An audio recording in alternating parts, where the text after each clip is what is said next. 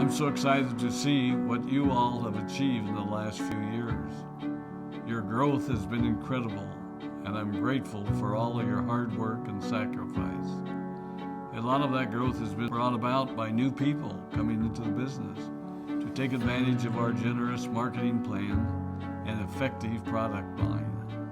So I thought I would take just a moment of your time to share with you a little bit about where Forever came from and where Forever is going. I've heard people describe this as our culture, but I think it's simply who we are.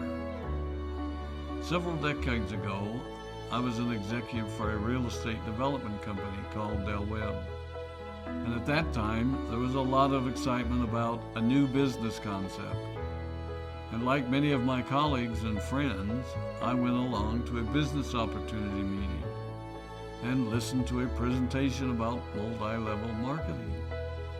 I immediately fell in love with the concept that people would be motivated to help each other and be able to make a living doing so. It's a beautiful thing when you think about it. Although I was enjoying my career, I didn't think that I was contributing as much as I wanted, or as much as I could, to improve the well-being of the people around me. Inspired by the concept of people helping one another, I set out to write a marketing plan that is almost identical to the one that we use today. As I developed it, I had two goals. One was to pay the highest bonuses possible and still be able to run a company effectively. Two, to build a plan that would motivate and encourage people to keep working. I wanted a plan to reward those that remain active and engaged.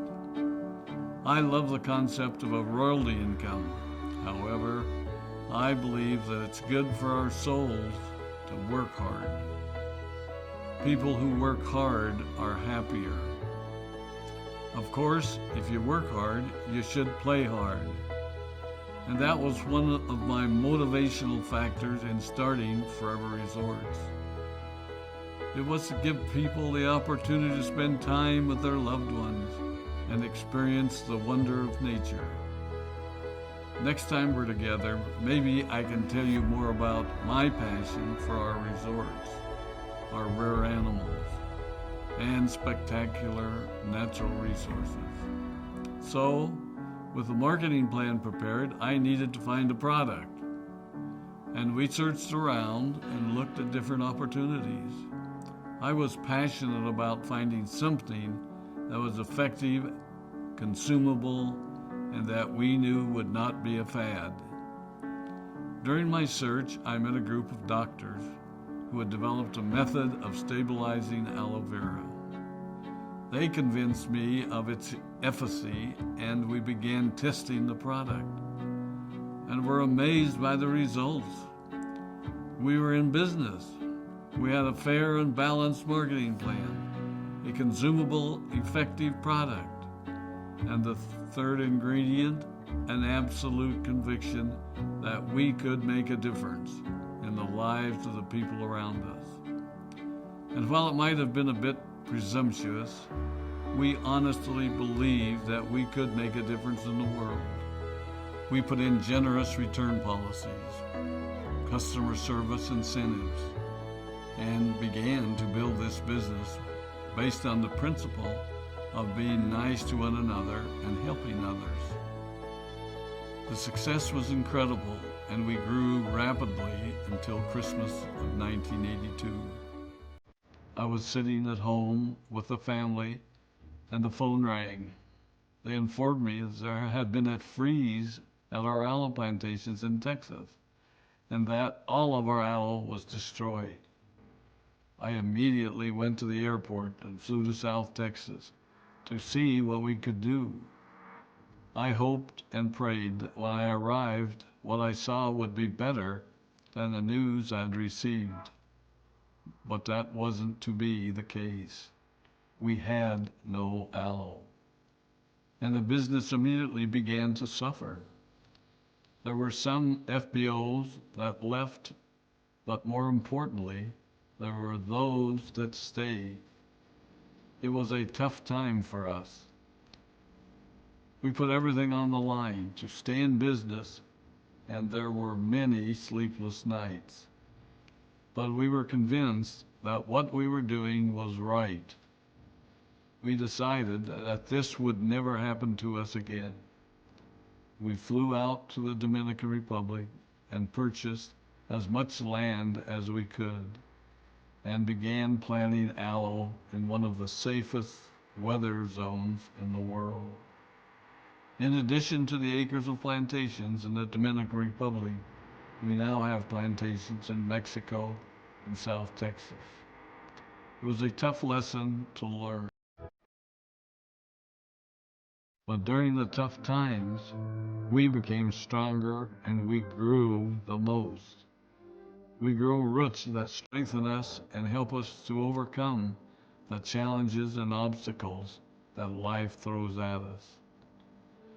I have learned that solid principles and core beliefs do not have a sell-by date.